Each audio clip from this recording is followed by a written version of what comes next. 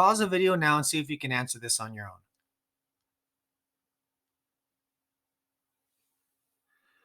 So let's solve this and see how you guys did. So we have negative 4 times the quantity x minus 8 minus x equals negative 16. Let's separate our left from our right side and do the rule for subtraction. I'm not going to draw two sticks here. Doesn't matter if it's a negative number. I just don't want a subtraction problem like I have here. So if I'm going to put parentheses inside parentheses, I switch my first set of parentheses to brackets. And I have 8 plus negative x, close parentheses or close brackets. So all I did is rule for subtraction, right? Do two sticks there. So now I'm ready to distribute and combine like terms. So I have negative 4 times 8 is negative 32, and I can put plus in the middle, right, of everything because I did rule for subtraction. Negative times negative is positive. 4 times x is 4x, and now it's a two-step equation. Now, if you're wondering how is that different than what we did on our last lesson, in our last lesson, we had to distribute, and then at this point right here, we had to combine like terms. Today, we don't have to do that.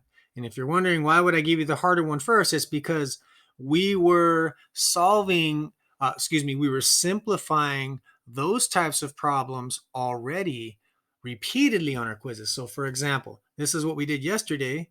Nope, this is what, where's it at? Never mind.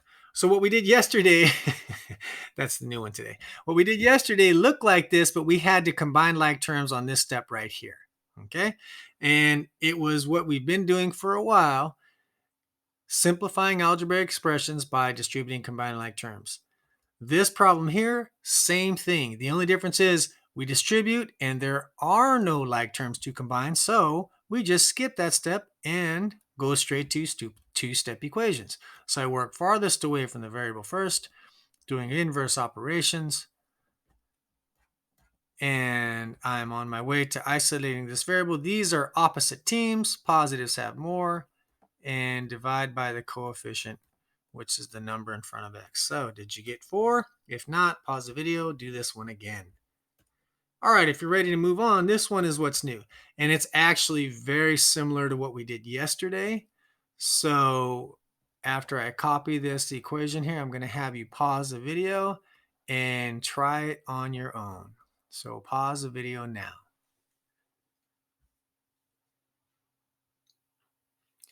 And did you notice it's actually the same exact steps, distribute and combine like terms, but did you catch the difference?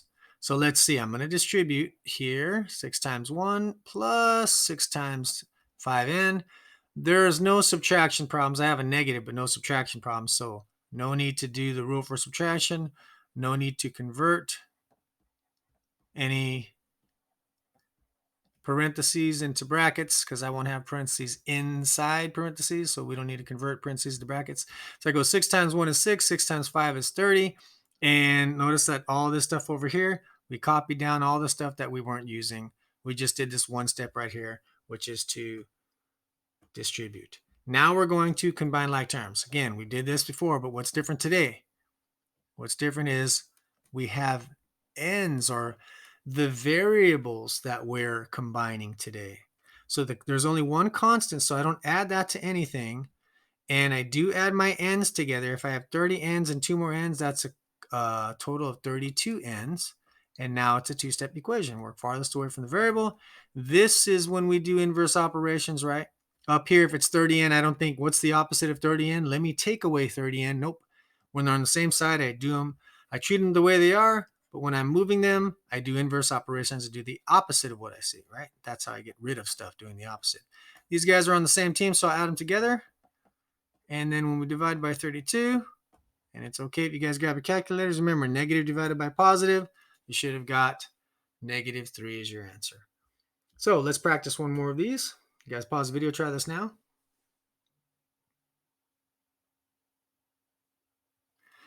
Same thing, we're going to distribute and combine like terms, but today we're combining the variable expressions. But for this one, we will have to do rule for subtraction. So let me just copy the equation down first. So you guys see all the places where you need to do the rule for subtraction. We have subtraction problem here. So I'm going to go add the opposite there, and here, add the opposite there. I'll draw two sticks in both those situations. So let's see what that looks like. So I'll leave the negative 4p alone. I don't draw two sticks there. This is a subtraction problem, so I'll go add the opposite there. Subtracting 5 is the same as adding negative 5. I'm going to do the same inside here, but I'm going to turn these parentheses to brackets, because when I have parentheses inside parentheses, I switch the outside parentheses to brackets. That's parentheses. Okay. All right, so now I'll go ahead and separate my left and my right side of the equation, and I'll distribute and combine like terms. So first distribute. Don't forget to copy down all the stuff you're not using, so write that negative 4p first, write the plus second. Negative 5 times p is negative 5p.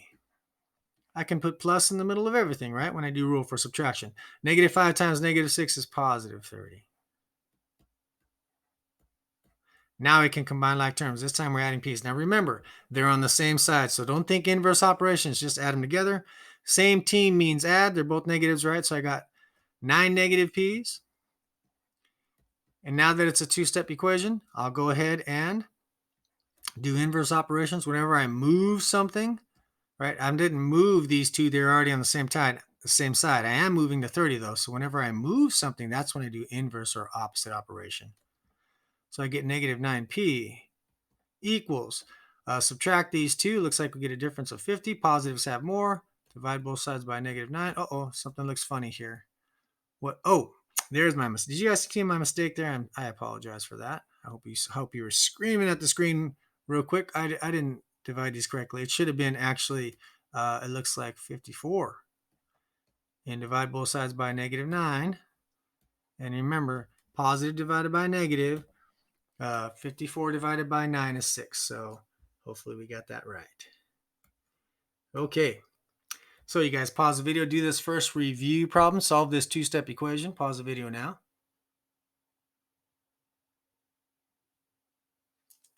So solving this two-step equation, I'm going to separate my left from my right side. Might as well do rule for subtraction while I'm at it. Separate my left from my right side. And now that I'm moving things, I do the opposite or inverse operations. Do it to both sides, right? We don't want to do it 2 times to one side, right? 23. Now remember, when you have a fraction, variable on top, this means something divided by 10. The opposite of divide is to multiply. So I multiply both sides by 10. Cross out your ones, and you get x equals anything times 10. Just add the 0, right? Pause the video. Oh, let me get rid of this stuff over here for you guys. Sorry about that. Okay, now you guys go ahead and pause the video and try this problem.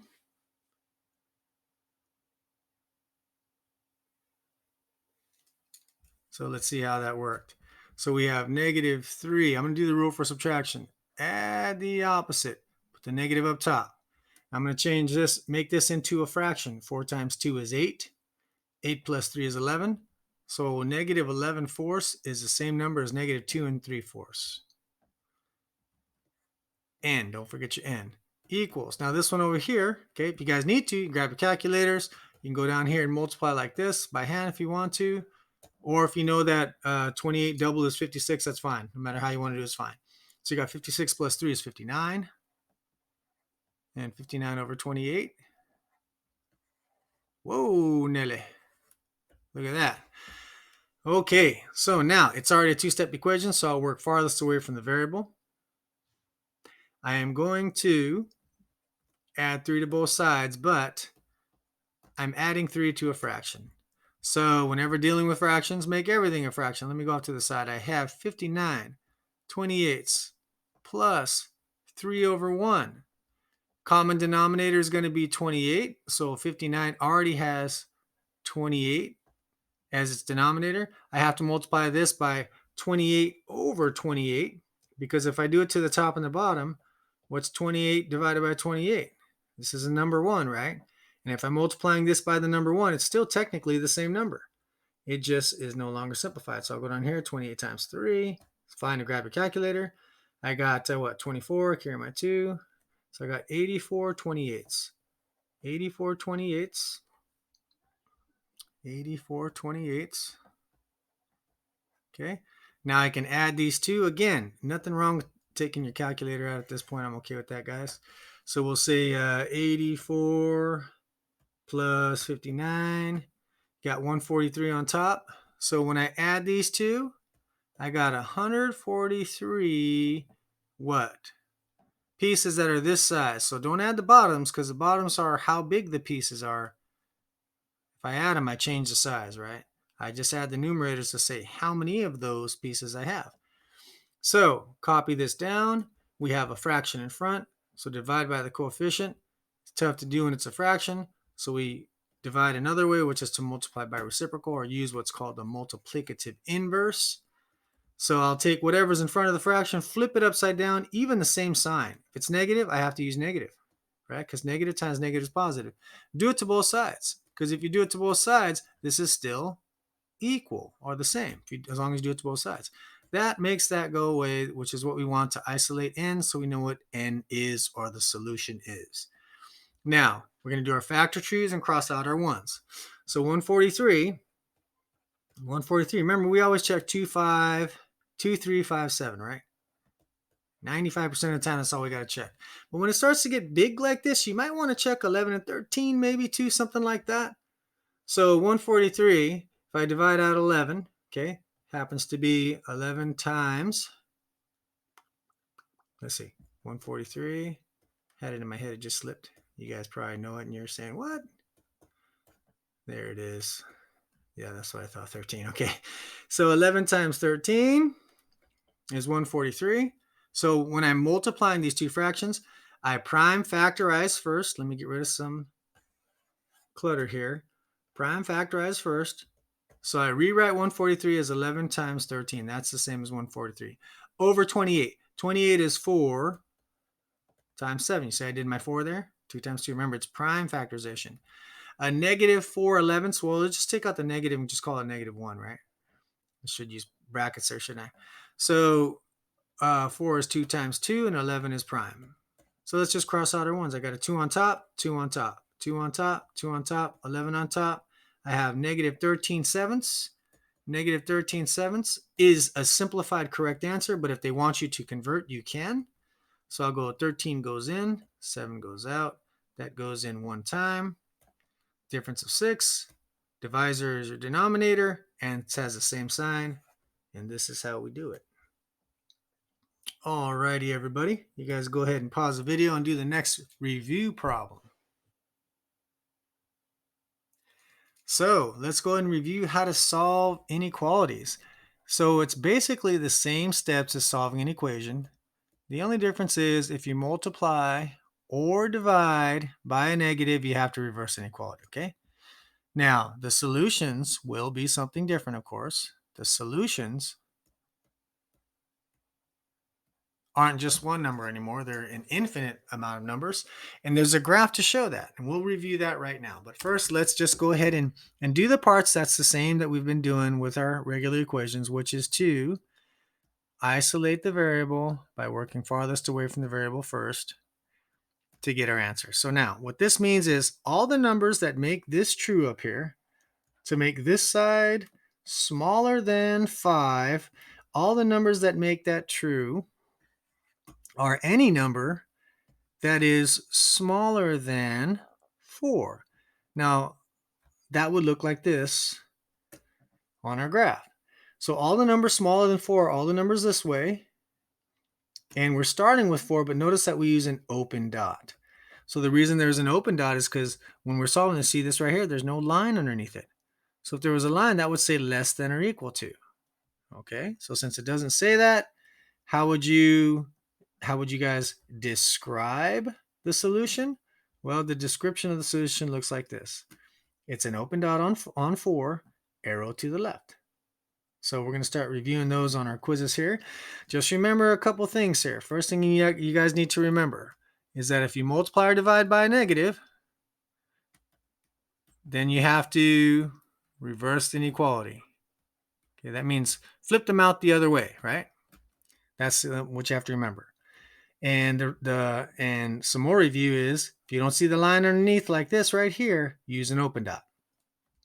All right, so we're gonna continue reviewing those on the next couple quizzes. So let's go ahead and do our next review problem. Pause the video and answer this percent question. So all of our percent questions can be solved with the percent proportion. Is over of equals percent over 100. So they say, what is 136% of $11? So percent goes over 100 even if it's more than 100%. Of goes on the bottom. They say what is. We don't know what is. So we put a variable for the part that's missing. And we have another proportion where we cross multiply. So we got 100 times x is 100x. And 11 times 136, it's totally fine if you guys just grab a calculator and pound that out. We'll go 11 times 136. So we get 1496. And to divide by 100 is as simple as moving the decimal 2 times to the left.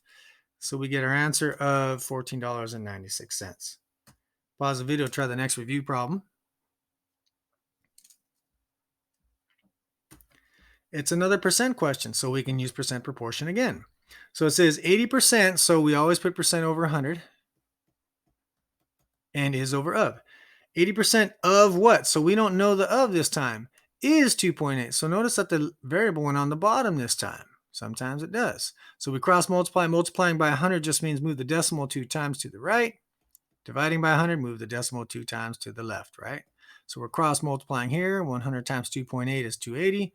80 times x is 80x. Divide both sides by 80.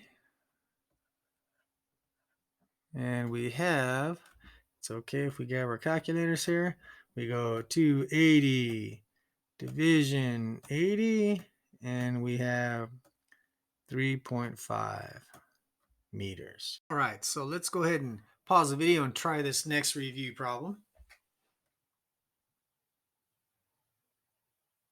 Now, technically, this is a review problem, but some of you might have had trouble with this, right?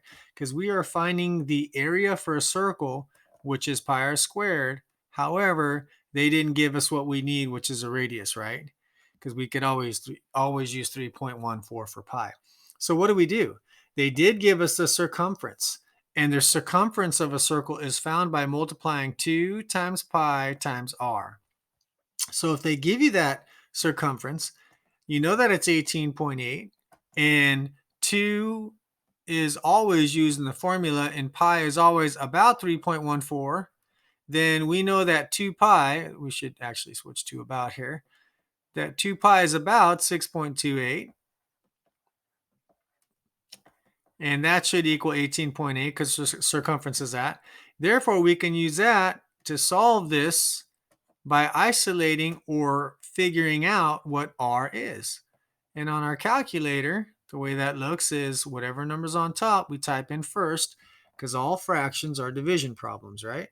So this fraction means a division problem. So I go 18.8 divided by 6 and 28 hundredths, and we get about 2.99. So the radius is about 2.99. Now, if you were using the actual pi button on your calculator, you might have got an even 3 there. But I'm going to show you that it's going to work this way as well. So it doesn't matter if you use pi button or 3.14. You just have to understand that whenever you're using pi, close is good enough, right? So if you're tenths off, maybe even a couple units off, you're good. If you were 10, 20, 100, or 1,000 off, then I'd be worried about that, right? So let's go ahead and use what we have, though, by using 3.14 instead of the pi button. So now I can find the area of the circle now that I know the radius. Area of a circle is pi times radius squared. So we take our calculator here, and we already have that in a calculator, don't we? We can just go times 2.99 again. You don't have to put all of it in there. And then times 3.14. Make sure that you do radius times radius first. Don't do 3.14 times 2.99 and then take that product and square that big number. That'd be too much. So 2.99 times 2.99, then times pi, and you're good to go. Let's take a look at our answer. It should be around 28.1, and it is. So let's go ahead and do our last problem. I want you guys to pause the video now and find the volume for this. Well, the volume is the area of the base. The base down here is a rectangle, right? This is a rectangle down here. So, excuse me, this is a 7 by 9. So it's length times width of that bottom part times the height of the whole thing. So the volume of all rectangular prisms is length, this, times width times this, which is 9, right? Because that's 9 and that's 9. So this has to be 9 also. And then times the height of the whole shape there. So we'll just grab our calculators. And if you're wondering, well, which one's length, which one's width? It doesn't matter. If this one's length and this one's width, or this is length and this is width, 7 times 9 is the same as 9 times 7. So don't worry about that too much. So go 7 times 9, and we get a 567 what? How would we label that answer? Yards cubed for volume. And that looks like that's it for this week. We'll